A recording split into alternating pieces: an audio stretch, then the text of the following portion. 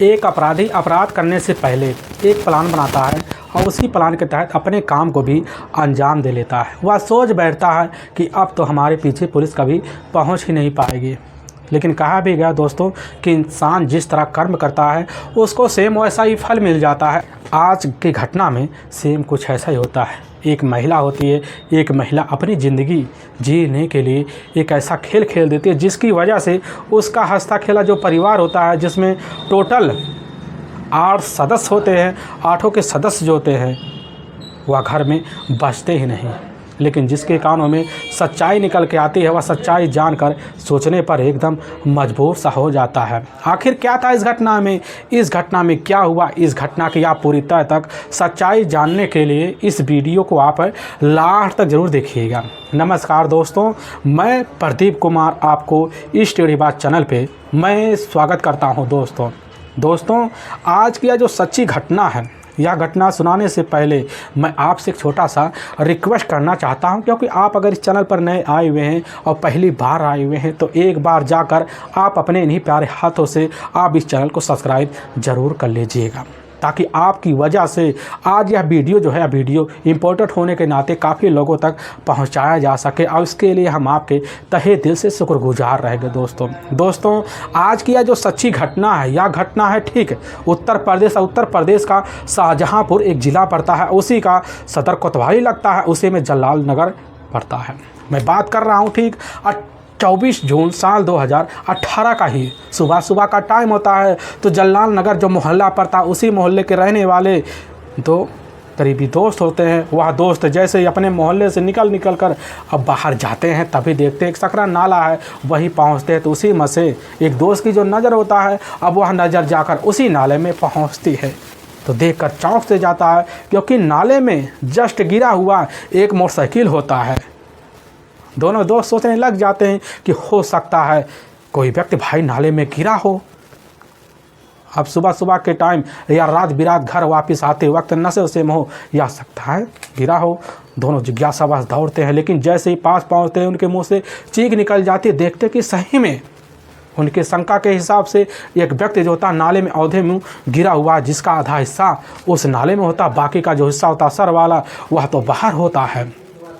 लेकिन जैसे ही उसी में एक दोस्त होता है उस नाले में जाता है और वहाँ जैसे अधूरे व्यक्ति वाले को पलटता है, देखकर और चीख पड़ता है, क्योंकि बात तो उसी मोहल्ले के दूसरे छोर पे रहने वाले एक दरोगा जी होते हैं, मेहरबान अली उर्फ भवदे खान जी।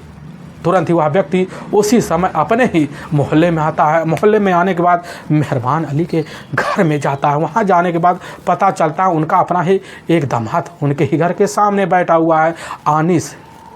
अब दोनों आनिस को पूरी जानकारी देते हैं, लेकिन जैसे आनिस अपने इधर ससुर के बारे में जानकारी पाता, इसका जो सूचना होता है यह सूचना खुद आनिस जाकर अपने ही सासू जाहिदा को दे देता है, और साथ में अपनी ही तीनों सालियों को दे देता है और अपनी पत्नी सभा को दे देता है। और जैसे ही खबर पाते हैं, खबर पाने के बाद सभी लोग इकट्ठा होते हैं और नाले के पास जाते हैं और करीब जाते हैं। लेकिन जैसे ही जाहिदा अब करीब जाती है, देखती है दहाड़े मारकर वहीं चीख चिल्ला पड़ती। वह तो उसके अपने पति हैं। आनिस जो होता है तुरंत इस मामले को गंभीर समझता है और उसी थाना का जो कोतवाली सदर लगता है उसी में फ़ोन कर देता है। वहाँ के थाना प्रभारी अब डीसी शर्मा खबर पाते हैं तो वह एकदम दंग से रह जाते हैं। बिना टाइम गंवाए इसके जो सूचना होता है उसी समय फोरेंसिक टीम और साथ में बड़े अधिकारी और साथ में एसपी को भी भिजवा देते हैं। डीसी शर्मा अपनी जिप्सी लेकर निकल जाते हैं और निकलने के बाद लल्लन नगर अब मोहल्ले के करीब पहुंचते हैं। देखते हैं कि वहाँ पहले से गांव के बाहर लोगों का जमावड़ा लगा हुआ है। डीसी शर्मा समझ जाते हैं जमावड़ा जहाँ लगा हुआ है वहीं पर घटना हुआ होगा। डीसी शर्मा अपने कुछ पुलिसकर्मियों को साथ लेकर जाते हैं तो देखते जो नाला, उसी नाले में औधे मुँह पड़ा हुआ एक व्यक्ति का डेड बॉडी होता है। और वहीं काफ़ी लोग दहाड़े मारकर अब चीख चिल्ला रहे होते हैं। डीसी शर्मा काफ़ी लोगों को समझाते बुझाते हैं, अपने कुछ पुलिसकर्मियों को इजाज़त देते हैं। पुलिसकर्मी जो होते हैं इधर उस डेड बॉडी को बाहर निकालता है और निकालने के बाद बॉडी को तौर तरीके से डीसी शर्मा निरीक्षण करते हैं। पता चल जाता है या तो हमारे ही थाने पुलिस लाइन के ही वायरलेस इंस्पेक्टर हैं। वहाँ पर काफ़ी लोग तरह तरह की बातें करते हैं, लेकिन डीसी शर्मा बॉडी को जब निरीक्षण करते हैं उनको पहली नज़र में यकीन हो जाता है एक दुर्घटना है। विराट लौटने की वजह से हो सकता है एक्सीडेंटल की वजह से बाइक नीचे आई हो और जाकर खाई में गिर गई हो। पुलिस की टीम वहाँ जाहिदा से पूछती है। मेहरबान अली की जो पत्नी होती जाहिदा पुलिस के सामने कहने लग जाती कि साहब हमारे जो अपने पति है एक नशेड़ी किस्म के हैं। वह रात बिरात कहीं दोस्तों के साथ पी पा भी लेते और शाम को नशे के धुत में ज़्यादातर घर अब लौटते हैं। हो सकता लौटते वक्त रास्ते में उनकी आंखों के सामने किसी गाड़ी की चोनी पड़ गया हो, इसी वजह से उनकी जो बाइक हो इसी नाले की तरफ लड़खड़ा गई हो और उनकी वहीं पर मौत हो गई हो। पुलिस इधर जाहिदा की बात सुनती है, बड़ी गौर से सुनती है। उसकी बात को भी पुलिस की टीम समझ लेती है कि आखिर हो सकता है दुर्घटना की वजह से इधर मेहरबान अली दरोगा जी की मौत हुई होगी। पुलिस की टीम वहाँ तुरंत ही मेहरबान अली के बॉडी को वहीं पंचनामा भरवाने के बाद अपने ही जो नज़दीकी सरकारी अस्पताल होता है अब उसी में पोस्टमार्टम के लिए भेजवा देती है। और पुलिस की टीम पूछताछ के लिए दोबारा मेहरबान अली के घर आती है। और जब घर आती है पुलिस की टीम इधर कुछ काफ़ी लोगों से पूछताछ किया जाता है। पूछताछ करने के बाद पुलिस के सामने इधर खुद मेहरबान अली का जो अपना दामाद होता है इधर आनिस पुलिस के सामने कहने लग जाता है कि साहब कल ही लगभग 11 बजे के आसपास का टाइम होता है, उसी वक्त बाइक लेकर अपनी ड्यूटी के लिए खुद इधर मेहरबान अली निकल गए होते हैं। लेकिन जब साहब शाम का टाइम होता है उस वक्त भी ना लौटते हैं, तो उसी वक्त हमारी जो अपनी सास होती है जाहिदा परेशान हो जाती है, सोचने लग जाती है कि आखिर अभी तक रह कहाँ गए। और इसीलिए तुरंत जो होता है वायरलेस के थ्रू जो होता है वायरलेस ऑफिस में उनके फ़ोन कर देती है। तभी वहाँ पता चलता है कि वह तो ड्यूटी से निकल चुके हैं। साहब हमें असमंजस लगता है तो, लेकिन हमारी जो सास होती कहने लग जाती है कि हो सकता है कि वह अपने यार दोस्तों के पास अब रह गई है। अब इसीलिए साहब हम सोच कर वहाँ पर रह जाते हैं। लेकिन सुबह का सब टाइम हो जाता तो उस वक्त भी हमारे ससुर जी घर वापस लौटते नहीं और हम कुछ अपने हितैषियों को साथ लेते हैं। और जैसे साहब निकलने की तैयारी कर रहे होते हैं उसी वक्त हमारे मोहल्ले में हमारे ही हितकारी के द्वारा पता चल जाता है कि हमारे ही गांव के करीब एक नाला, उसी नाले में एक व्यक्ति की डेड बॉडी पड़ी हुई है। लेकिन वह डेड बॉडी व्यक्ति वाले के बारे में नाम भी हमारे सामने निकल के आ जाता है। पूरा परिवार वहां पहुंचता है। पुलिस की टीम आनिस की एक बात सुन लेती है। सुनने के बाद पुलिस की टीम इधर खुद जाहिदा से कहने लग जाती, क्या लगता है आपके पति के साथ ऐसा कौन कर सकता है, क्या कारण है, आपको क्या लग रहा है क्या उनके साथ हुआ होगा। जाहिदा पुलिस के सामने कहने लग जाती है कि साहब एक तो हमारे पति का किसी से कोई दुश्मनी तक नहीं था, ना उनका कोई लेना देना था, ना किसी का उनका आज तक किसी के उनके कर्ज होते हैं। उनके हित व्यवहार भी काफ़ी अच्छे होते हैं। लेकिन वहाँ एक शराब की आदी होते हैं, वह कहीं भी अगर रहते थे तो वहाँ शराब ज़रूर पी लेते थे और शाम को घर वापस धुत होकर ही आते थे। हो सकता है रात बिरात लौट रहे हों, रात बिरात लौटते वक्त जो होता है रास्ते में ही साहब किसी कारणवश नाले में जाकर गिर गए हो और गाड़ी उनके ऊपर चढ़ी होगी, जिसकी वजह से उनकी उसी समय मौत हो गई है। थाना प्रभारी डीसी भी सोच लेते हैं कि हो सकता है जाहिदा जो बात पुलिस के सामने रख रही है उसी बात में सच्चाई हो। पुलिस की टीम इस केस को सुलझाने के लिए जैसे ही आगे अपने केस बढ़ाना शुरू कर देते, उसी वक्त जो दरोगा जी होते हैं मेहरबान अली का पोस्टमार्टम का रिपोर्ट भी आ जाता है। लेकिन पुलिस की टीम के जो थाना प्रभारी होते हैं इधर डीसी शर्मा जैसे रिपोर्ट को पढ़ते हैं तो एकदम से चौंक जाते हैं, ना कुछ सोच पाते हैं ना कुछ समझ पाते हैं। क्योंकि उस रिपोर्ट में साफ साफ लिखा हुआ कि सांस फूलने की वजह से और साथ में गले पर किसी तेजधार हथियार चलाने की वजह से और पीछे वाले सर का जो हिस्सा होता है उसी पर किसी भारी भरकम पत्थर की वजह से ब्लड बह गए, जिसकी वजह से उनकी मौत हो गई थी। पुलिस की टीम समझ जाती है कि बस करो, इनकी जो मौत हुई है बल्कि दुर्घटना की वजह से नहीं हुई है, बल्कि सोची समझी साजिश के तहत इनकी बेरहम तरीके से हत्या की गई है। अब पुलिस की टीम ना चाहते हुए इस केस को हत्या में तब्दील करने के लिए दोबारा आनिस के पास पहुंचती है, जो मेहरबान के अपने ही दामाद होते हैं। पुलिस की टीम दोबारा पूछताछ करती है।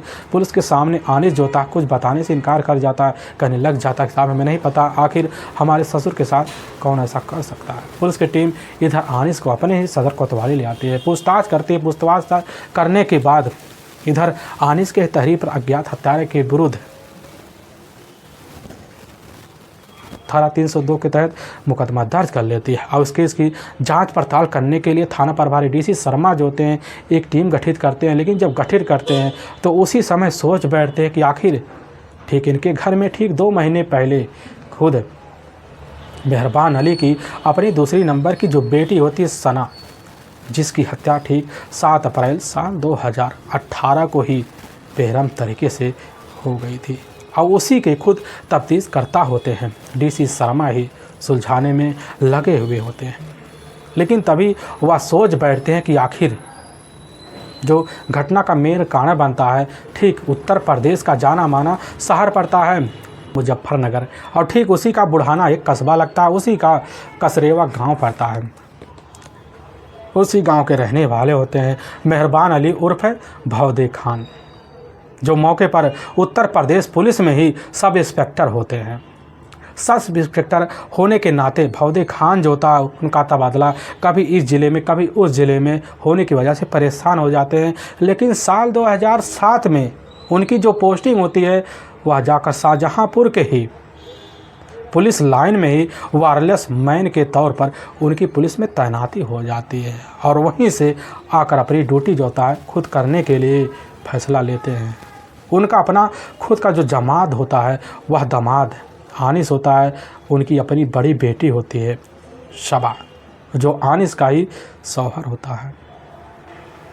अब आनिस के साथ जाकर इधर मेहरबान अली जो होता है उसके ही फ्लैट में रहना शुरू कर देते हैं, क्योंकि उसका जो अपना आनिस का फ्लैट होता है 3 तल्ले का फ्लैट होता है। नीचे वाले जो हिस्सा उसी हिस्से में मेहरबान अली अपने परिवार के साथ रहते हैं और दूसरे वाले फ्लैट के जो मकान होता है उसी मकान में इधर शबा अपने शौहर आनिस के साथ रह रहे होते। लेकिन आनिस जो होता है एक मशीनरी ट्रेनिंग का धंधा करता था और उस धंधे के लिए उसका ज़्यादा से ज़्यादा शहर आना जाना होता है। लेकिन जिस दिन मेहरबान अली अपने घर से गए हुए थे या घटना हुआ था उस दिन तो मेहरबान अली का जो अपना दामाद होता है आनिस अपने घर पर था ही नहीं। मेहरबान अली के टोटल 5 ही बेटियां होती हैं, जिसमें एक बेटा होता है, जिसमें बड़ी बेटी होती है शबा, जो ऑलरेडी शादीशुदा होती है, जिसका अपना पति आनिस होता है। लेकिन घर में 4 बेटियां तब भी बची होती हैं। लेकिन दूसरे नंबर की जो बेटी होती है वह होती है सना और तीसरे नंबर की बेटी होती है जीनत और चौथी नंबर की उनकी जो बेटी होती है ईरम और जो सबसे छोटी और लाडली बेटी होती है मेहरबान की आलिया और इकलौता ही एक बेटा होता है मोहसिन। मोहसिन का ज़्यादा से ज़्यादा ख्याल मेहरबान अली भी रखते थे। लेकिन इसमें जो दूसरे नंबर की उनकी अपनी बेटी होती है वह होती है यही सना की हत्या जो ठीक 2 महीने पहले 7 अप्रैल साल 2018 को बेरहम तरीके से हो चुका होता है। लेकिन उनकी जो अपनी दूसरे नंबर की बेटी होती है सना, वहीं पास एक कॉलेज होता है GS कॉलेज, उसी में जाकर BA की फाइनल वर्ष की पढ़ाई भी कर रही होती है। लेकिन पढ़ाई के साथ साथ उसके जो सपने होते हैं पुलिस बनने का होता है और उसी की ट्रेनिंग लेने के लिए अपने पिता के साथ अब रह रही होती है।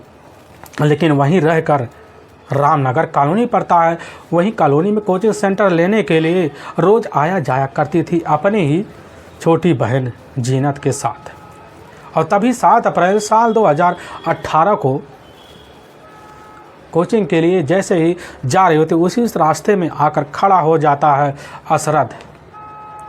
जब खड़ा हो जाता है पहले तो सना से कुछ बात करता है, लेकिन बातों में सना के ऊपर जो होता है रिवॉल्वर चला देता है, जिसकी वजह से सना हमेशा के लिए इस दुनिया को छोड़कर अब चली जाती है। लेकिन इस केस की जो तफ्तीश मिली हुई थी वह वहीं सदर कोतवाली के थाना प्रभारी डीसी शर्मा को मिला हुआ था। उसको पूरी तरह से सुलझाने में लग जाते हैं, पूरी तरह से सुलझा भी लेते हैं। इस केस की जो मेल गवाह बनती है खुद सना की अपनी छोटी बहन जीनत ही बनती है। जीनत से पूछताछ करने के बाद जीनत की तहरीर पर असरत के ऊपर जो होता है हत्या का मुकदमा दर्ज कर लिया जाता है। फिर पुलिस की टीम जो होती है हत्या के आरोप में इधर जाकर अब असरत को अपने कब्जे में लेती है और थाने ले आती है। लेकिन पूछताछ जब असरत से किया जाता है बिना किसी सख्ती के दबाव के असरत जो होता है पुलिस के सामने टूट सा जाता है। लेकिन पुलिस के सामने जो सच्चाई रखता है इसे सुनने के बाद लोगों के रूह तक खड़े हो जाते हैं। असरत के जो अपने पिता होते हैं जहीरुद्दीन सिद्दीकी होते हैं। में प्रतापगढ़ जिले का ही कन्ही एक कस्बा लगता है, उसी कस्बे का ही कटहर एक गांव पड़ता है, उसी गांव के ही रहने वाले होते हैं। लेकिन अरशद के जो पिता होते हैं खुद यूपी पुलिस में एक सिपाही होते हैं। लेकिन अरशद के एक अपने चाचा होते हैं सौरभ खान, जो ठीक शाहजहाँपुर में ही बतौर कांस्टेबल शाहजहाँपुर में ही तैनात होते हैं। उन्हीं के पास आकर इधर अरशद का ही रहना होता है। लेकिन वहीं रहकर वह भी उसकी जो ख्वाहिशें होते हैं बड़े ऊंचे ऊंचे होते हैं। उसका भी सपना होता है कि हम कैसे न तैसे कर कितनी भी मेहनत अगर करना पड़े उस मेहनत को हम करेंगे और हमें जल्द जल्द यूपी पुलिस में शामिल होता है। और इसी फिराक में अरशद भी लगा होता है। लेकिन जिस परेड ग्राउंड में सुबह सुबह के टाइम अरशद अब ट्रेनिंग लेने के लिए जाया करता था, उसी ट्रेनिंग ग्राउंड में एक दिन मुलाकात जाकर इधर सना से हो जाती, क्योंकि सना रोज़ ट्रेनिंग लेने के लिए अपनी छोटी बहन जीनत के साथ आया जाया करती थी। लेकिन जब सना की जो मुलाकात होता है अरशद से होता है तो सना देखती है, एक ही नज़र में खुद अरशद का दीवाना सा हो जाती है। सना इधर अरशद को चाहने लग जाती है और इतना चाहने लग जाती है कि अरशद को अपना दिल दे बैठती है। लेकिन अरशद को इस चीज़ के बारे में कभी पता नहीं होता है कि आखिर हमें सना चाहती है। लेकिन इधर खुद जब अरशद अब सना की छोटी बहन जीनत को देखता है, देखने के बाद उसके ही खूबसूरती के बाद खुद दीवाना हो जाता है। अपना दिल जल्द से जल्द खुद जीनत को दे बैठता है और जीनत भी समझ जाती है कि आखिर अरशद हमें चाहता है। और जीनत और अरशद दोनों जब कभी मुलाकात करते हैं, कभी बातें करते हैं, तो उसके सामने जीनत की अपनी बड़ी बहन खुद सना खड़ी होती है। लेकिन सना जब देखती है दोनों के ऊपर खुद भनना से जाती है, क्योंकि वह खुद अरशद को अपना दिल दे चुकी होती है। लेकिन उसके अंदर हिम्मत नहीं जागती कि जाकर अपने प्यार का इजहार खुद जाकर अरशद के सामने करे। तभी एक दिन अपने प्यार का इजहार करने के लिए अरशद के पास जाती है। जैसी बात रखती है तो उसी समय अरशद इनकार कर जाता, कहने लग जाता है कि सना बहुत देर तुमने कर दी, आखिर हमने अपना दिल जो होता है तुम्हारी छोटी बहन जीनत को दे चुके हैं और उसी के साथ अपनी ज़िंदगी बिताएंगे। लेकिन इस तरह की बात जैसे ही सना सुनती उसी समय भन्नास जाती है और अपने ही जो अब्बू होते हैं मेहरबान अली और साथ में अपनी माँ और साथ में अपनी मम्मी को एक एक बात बता देती है। लेकिन जैसे जीनत के बारे में दोनों खबर पाते हैं उसी समय अपनी बेटी जीनत को अपने पास बुलाते हैं, काफ़ी डांट फटकार लगा देते हैं और लगाने के बाद जो होता है इधर अशरफ से दूर रहने के लिए सलाह दे देते हैं। लेकिन जैसे ही अब जीनत जान पाती है कि इसमें हमारी बहन ने हमारे अब्बू के कान भरी हुई है, तुरंत इसकी जो जानकारी होती है जाकर जीनत अपने आशिक अशरफ को दे देती है। लेकिन अशरफ जैसे ही खबर पाता है उसी समय सनस रह जाता है, ना कुछ सोच पाता है ना कुछ समझ पाता है।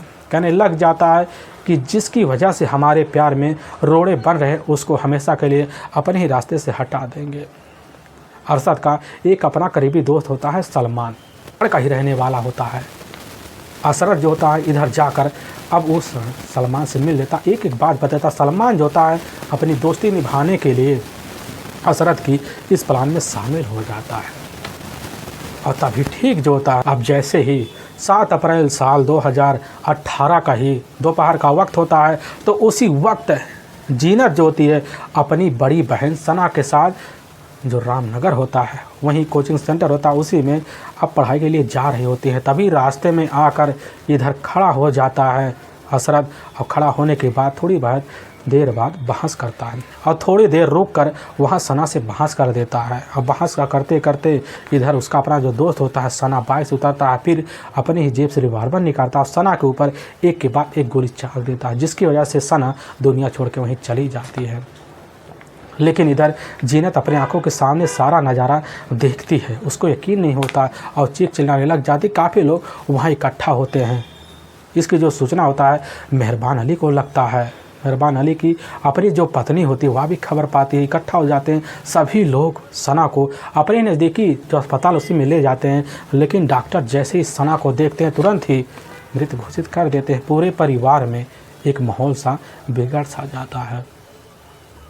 पुलिस की जो टीम होती है अब जीनत से पूछताछ करती है। पूछताछ करने के बाद जीनत के तहरीर पर अशरफ के ऊपर धारा 302 के तहत हत्या का मुकदमा दर्ज करके अशरफ की तलाशी करना शुरू कर देती है। पुलिस के हथकंडे अशरफ जल्द से जल्द चढ़ भी जाता है। लेकिन पुलिस की टीम जब पूछताछ थाने में करती है तो पुलिस के सामने असरत काफ़ी चौंकाने वाली बात कहने लग जाता है कि साहब जीनत ने ही हमें इसके लिए उकसाया हुआ था, क्योंकि जीनत हमसे एक एक बात बता रही होती कि साहब उसके ही घर में कई दिनों से उसके पिता पूरे परिवार पर पहरा लगाए हुए हैं, क्योंकि उसके जो पिता होते हैं एक ऐसे पिता होते हैं जो अपने बेटियों को अपने ही पाबंदी में रहने के लिए हर वक्त सलाह ही देते थे, लेकिन उनके जो चारों बेटियां होती है घर में उनको यह सलाह कतई मंजूर नहीं होता है, जिसकी वजह से आए दिन झगड़े तकरार चलते थे।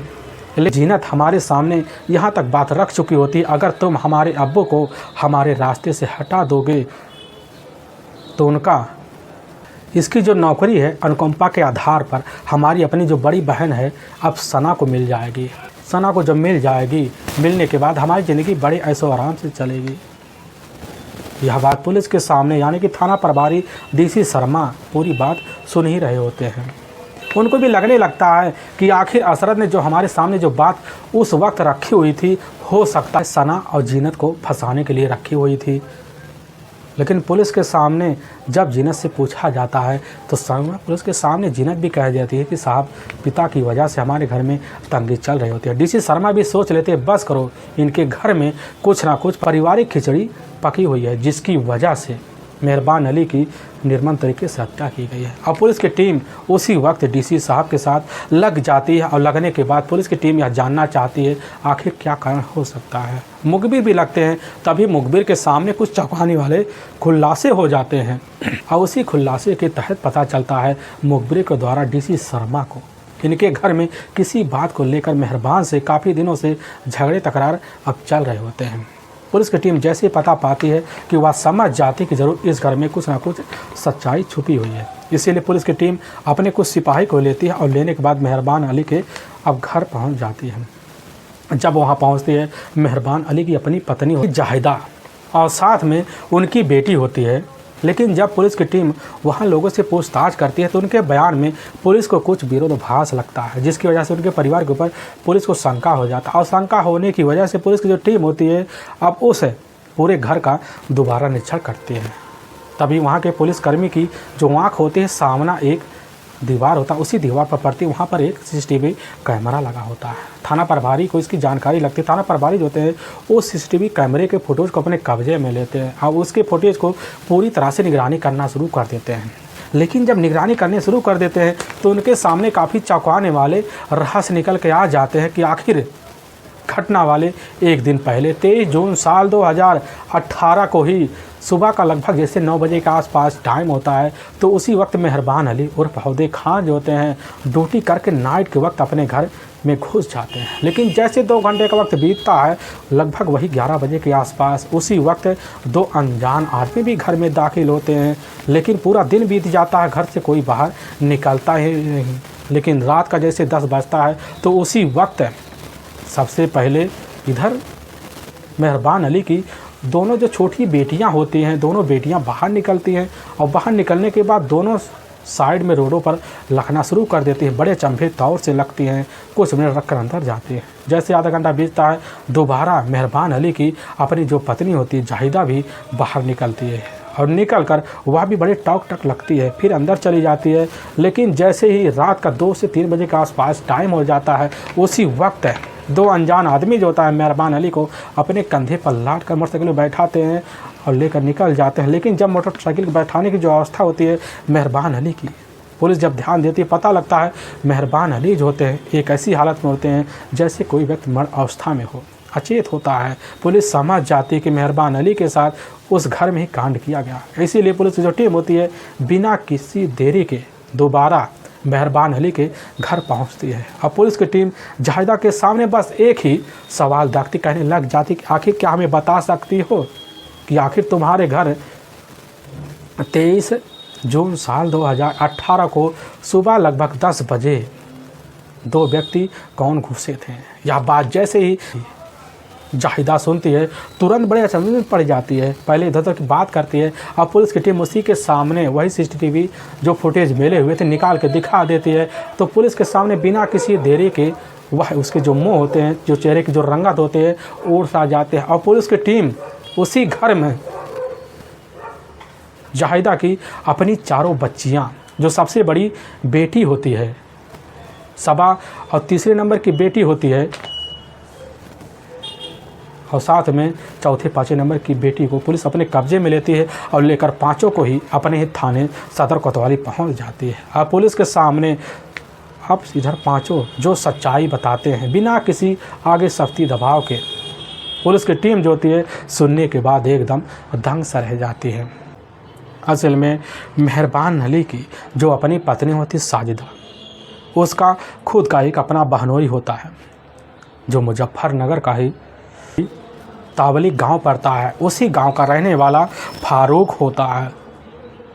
फारूक की उम्र जो होता है साजिदा से लगभग 5 साल छोटा ही होता है, लेकिन साजिदा के घर फारूक का आना जाना होता। आने जाने की वजह से इधर फारूक साजिदा की खूबसूरती को देखता है और देखने के बाद दीवाना हो जाता। कुछ दिन बाद दोस्ती होता है और इसके बाद दोनों के बीच प्रेम संबंध भी स्थापित हो जाते हैं। धीरे धीरे प्रेम संबंध की जो जानकारी होता है धीरे धीरे मोहल्ले में पहुंच जाती है, लेकिन इसकी खबर जाकर साजिदा के अपने पति मेहरबान अली के कान में पहुंचता तो एकदम सन्न से रह जाते, ना कुछ सोच पाते हैं ना कुछ समझ पाते हैं। अपनी पत्नी के सामने आते हैं और पूछताछ शुरू कर देते हैं। चेहरे देखकर पहचान देते हैं कि हमारी पत्नी साजिदा हमसे सच्चाई छुपा रही है और सच्चाई जानने के लिए खुद जो होता है पीछे पड़ जाते हैं। आंखों के सामने एक दिन उनकी पूरा रहस्य आ जाता। आने की वजह से अब इधर मेहरबान अली को धीरे धीरे शराब की लत लग जाती है। लत लगने की वजह से घर भी जब भी आते तो अपनी पत्नी मेहरबान खुद जो होता है इधर साजिदा का पिटाई भी कर देते हैं। बार बार पिटाई होने की वजह साजिदा अब तंग सा आ जाती है और अपने ही मन में अपने अब चारों बेटियों को भी रच लेती है, क्योंकि जो सबसे बड़ी बेटी होती है सबा, उसका तो अपना घर परिवार बस चुका होता है, लेकिन घर में वही चारों बेटियां ही होती हैं। खुद अपने मन में रच लेती है। कारण भी बन जाता है क्योंकि मेहरबान अली जो होते हैं एक तेज तर्रार पिता भी होते हैं। अपनी बेटियों पर इस तरह पहरा लगा देते हैं कि अगर उन्हें कहीं भी जाना होता है पूछ के ही जाना होता है, कहीं भी कुछ भी लेना होता है पूछ के लेना होता है, जिसकी वजह से मेहरबान अली की चारों बेटियां भी परेशान हो जाती है और इस तरह परेशान हो जाती है चारों बेटियां अपनी माँ में शामिल हो जाती है। इधर साजिदा भी सोचने लग जाती है कि उन्हें अपने पति से हमेशा के लिए छुटकारा ले लिया जाए ताकि हमारे बेटियों का ज़िंदगी भी आसान हो जाए और साथ में हमारा मिलना जुलना भी हमारे जीजा से भी आसान हो जाए। साजिदा की यह बात जो होता है मेहरबान अली की चारों बेटियों को भी पसंद आ जाता है, लेकिन उनको इस बात की भनक नहीं लगती कि आखिर हमारी माँ का हमारे ही मौसा के साथ अफेयर चल रहा है।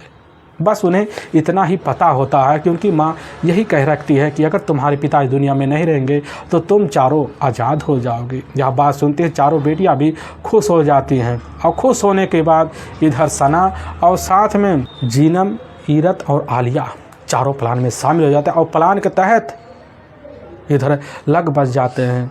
घटना से ठीक 6 महीने पहले ही अपने प्लान को अंजाम देने के लिए बेहतर तरीके से लग जाते। काफ़ी बार कोशिश करते हैं लेकिन मेहरबान अली इनके हथकंडे नहीं चढ़ पाते। लेकिन तभी घटना से ठीक 2 महीने पहले यानी कि 7 अप्रैल अब साल 2018 को ही इधर सना जो होती है एक मंचले में प्रेमी यानी कि अपनी जो बहन होती है जीनत का जो अपना प्रेमी होता है अरशद खुद आता है, अपने हाथों से सना की हत्या कर अपने काम में लग जाता है, जिसकी वजह से पूरे परिवार में इधर मेहरबान अली के कहर सा टूट पड़ता है। मेहरबान अली जो होते हैं अब घर में बचे हुए तीनों बेटियों पर इतना पाबंदी लगा देते हैं जिसकी वजह से तीनों बेटियों उसी दिन से घर में रहकर परेशान हो जाती है। जीनत का जो होता है इधर अपनी ज़िंदगी भी तहस-नहस हो जाती है।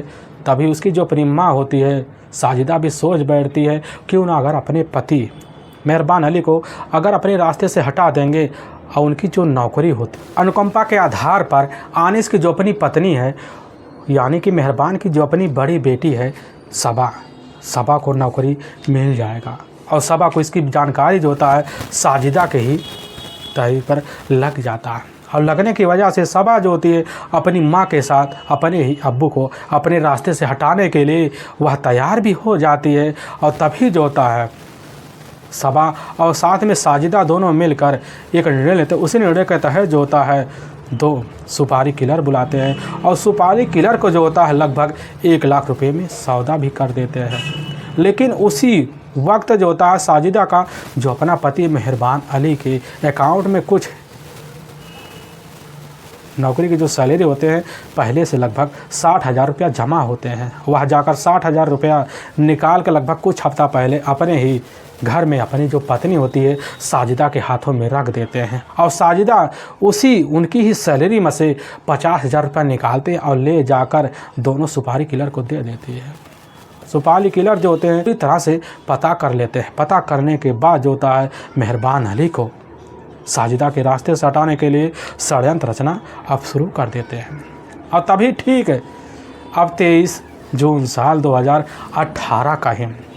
अब जैसे सुबह का लगभग 9 बजे का आसपास टाइम होता, उसी बीच मेहरबान अली जो होते हैं रात की ड्यूटी कर कर थका मारा हार कर अपने कमरे में घुसते हैं और घुसने के बाद इधर तुरंत जाकर खाना खाते हैं। अपने ही बेडरूम में जाकर खुद अपने बेड पर मेहरबान अली जो दरोगा होते हैं वह सो जाते हैं। लेकिन जैसे ही 2 घंटा वक्त बीतता है, 2 घंटे का वक्त बीतने के बाद लगभग वही 11 बजे का आसपास टाइम होता है, तो उसी वक्त इधर दोनों सुपारी किलर जो होते हैं अब साजिदा के घर में घुस जाते हैं, क्योंकि साजिदा को पहले ही पता होता है कि उसका जो अपना दामाद होता है वह दामाद कहीं बाहर अब शहर चला गया है सुबह ही। और साजिदा निफिकिर हो जाती है और दोनों सुपारी किलर को घुसा लेती है। लेकिन घुसाने के लगभग आधा घंटे बाद जैसे अपने बेडरूम में अब साजिदा पहुंचती है, देखती है उसका जो अपना पति है मेहरबान अली काफ़ी गहरी नींद में सो रहा है। दोनों सिपाही किलर को अपने पास बुलाती है। बुलाने के बाद वही गला दबाकर हत्या करवा देती है। फिर वही जो दीवार होता है उसी दीवार पर पूरे जो सर होता है सर को खून से लथपथ करवा देती, ठोकरे मार मार कर। साजिदा को पूरा यकीन हो जाता अब तो हमारा जो पति है मेहरबान अली इस दुनिया को छोड़कर अब जा चुका है। पूरा दिन बीत जाता है।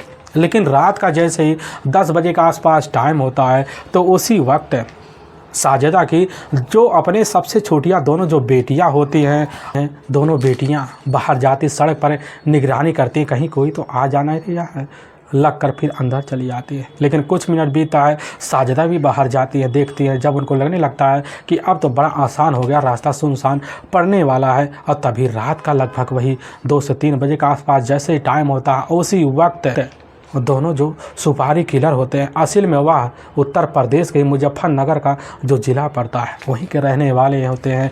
इधर साजिदा का ही अपना जो बहनोई होता है उसी के दोनों करीबी दोस्त ही होते हैं। वह दोस्त कोई और नहीं होता है, तहसीन और साथ में कासिम होते हैं। क्योंकि तासीम और कासिम से इधर साजिदा का पहले से मिलन होता है और साजिदा उनसे मुलाकात कर देती है और उनसे सौदा भी कर लेती है। लेकिन तासीम और कासिम जो होते हैं, जैसे रात का 3 बजे का आसपास टाइम होता है, उसी बीच मेहरबान अली को अपने ही कंधों पर लेकर मोटरसाइकिल पर लाते हैं। मेहरबान अली जो होता है वह बीच में होता है और तासीम हैंडल पकड़ लेता है और पीछे कासिम बैठ जाता है। दोनों बाइक चलाना शुरू कर देते हैं और चलाते चलाते लगभग अपने ही मोहल्ले से 400 मीटर दूर ले जाते हैं। वहाँ ले जाने के बाद देखते हैं कि यह तो नाला है। उसी नाले में ले जाकर मेहरबान अली की डेड बॉडी को डंप कर देते हैं। लेकिन वह इस षड्यंत्र से बचने के लिए एक बड़ा ही साथी तरीके का हथकंडा अपनाते हैं। उसके हथकंडे के तहत जो होता है मेहरबान अली को नया उसके ही ड्यूटी का वर्दी पहना देते हैं और साथ में उसकी जो मोटरसाइकिल होता है ले जाकर उसी नाले के दूसरी साइड में डंप कर देते हैं और मोबाइल और पर्स होता है उसी के जेब में डाल देते हैं, ताकि लोगों को यह लगे, पुलिस को यह लगे कि आखिर ड्यूटी से लौटते वक्त जो होता है रास्ते में दुर्घटना होने की वजह से मेहरबान अली की मौत हुई है। वहाँ से तो तासीन और साथ में कासिम अपने अपने मुकाम पर पहुँच जाते हैं। लेकिन वाकई में दोस्तों पुलिस के सामने जब यह सच्चाई खुद मेहरबान अली की जो अपनी पत्नी होती है साजिदा की तारीफ पर आता है, पुलिस की टीम जब सुनती है तो एकदम सदंग से रह जाती है। पुलिस की जो टीम होती है उसी वक्त साजिदा और साथ में घर में अपने जो 4 बच्चियां होती हैं, आनिस की जो अपनी पत्नी होती है सबा, और सबा की जो अपनी 3 नंबर की जो बहन होती है इधर जीनत, और साथ में 4 नंबर की जो बहन होती है ईरम, और साथ में 5वीं नंबर की जो बहन होती है आलिया।